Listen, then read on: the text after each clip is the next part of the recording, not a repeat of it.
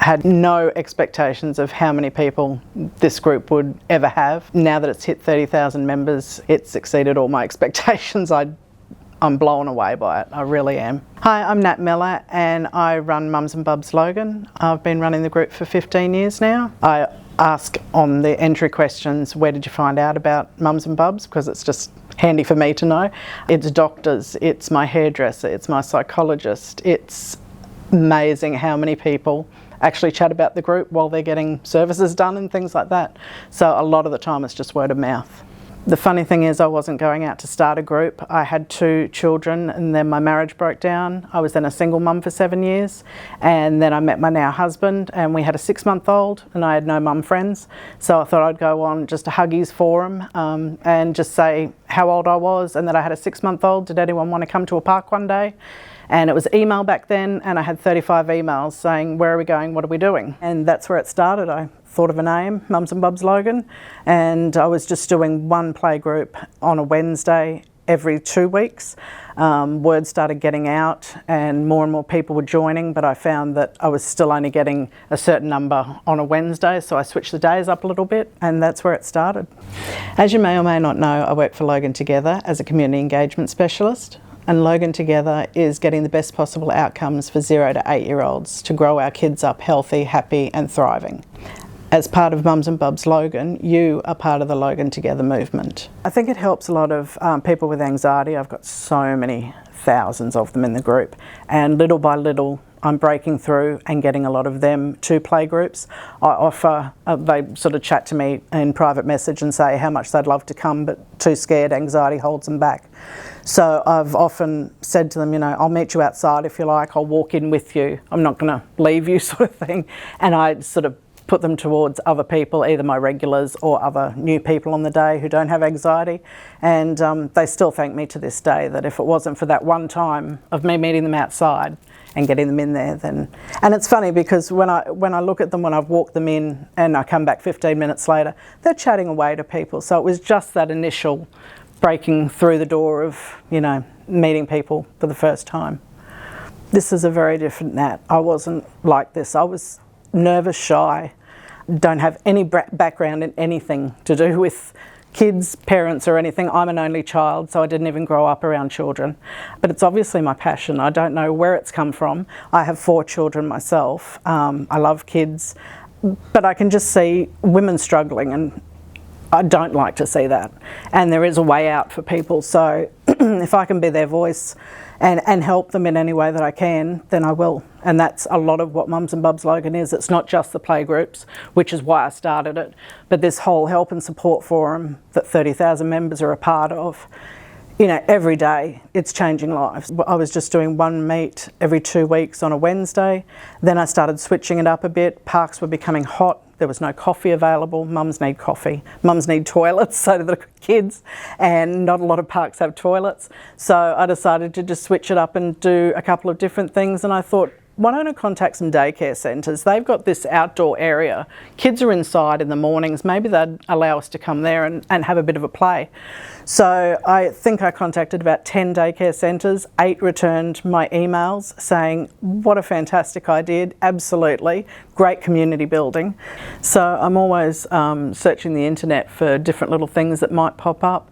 There might be, well, like the sewing lair. I do mums play groups there, so they get to be taught sewing or crocheting, and that just happened to pop up one day, and I didn't realise that the lady who ran it was in the group, and so I contacted her, and that's how another playgroup started. So it's basically just seeing little things in the community and thinking, I want to do that, but I don't want to pay the price that they're paying normally if you're an outsider. So I just negotiate with them and say, look, I'm going to bring a fair amount of people. Can you bring the prices lower? Which is what all our play centres do, which is great. It's usually $5, which is a really great price, and free for under 12 months. So I met some amazing people through our community, through our swim lessons, through our daycare centres, the aged care facilities, and the list keeps going. And it's just great. I can always call on them if I need them for anything. If mums are struggling, say with a daycare question, I can always contact them and they'll bring that lady in, help her out with any questions that she has, maybe take her in if they've got any vacancies as well for the daycare. So I've always got points of contact, which is really great. So the benefits would be that they're socialising.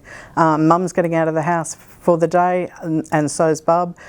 Even though babies, might just be lying on the ground, not actually doing much, it's giving them awareness of their surroundings, different surroundings. It's tiring them out, so they might actually have a sleep for you in the afternoon, and it's broken the day up for you as well. So you're out till nearly midday. So it's nice to go to different places in Logan and see different things. I offer swim lessons for free. I've actually had some babies that have gone right through from 3 months old. They're now 3 years old, and they haven't paid for a swim lesson. They have learned to swim from my playgroups, which I find amazing. I think that's so great.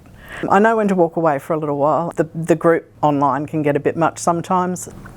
So a lot doesn't even get on the group page. I handle it myself through private message. I get lots of mums messaging me. It could be that their baby hasn't been kicking all day. What should she do? And instead of putting that on the page and getting 50 people to say, go to the hospital or not go to the hospital, wait it out, I just send them straight to the hospital. And a lot of the times, which is really lovely, that they will check in with me and say, Bub's fine, sort of the next day, which is really good. I also get a lot of DV questions that I don't put on the page. I now have a specific subgroup for domestic violence, but sometimes people just need me to have a chat to them and let them know, that everything's going to be okay, and I'll give them some links to DV Connect or homeless shelters, things like that, just to know that they're safe. And again, they check in with me and let me know that, they found a safe space. So it can get a bit much sometimes when, people have just been hit or whatever, and, it's a lot. But as I said, I know when to walk away and when it's a bit too much, but the energy level's still there. Every day I wake up and it's just like a well-oiled machine now after 15 years. When we hit 20,000, we actually had an interview with my very first member. She's actually a doctor, Dr. Shannon Morton, and she runs the Kooky Kids Clinic at Springwood.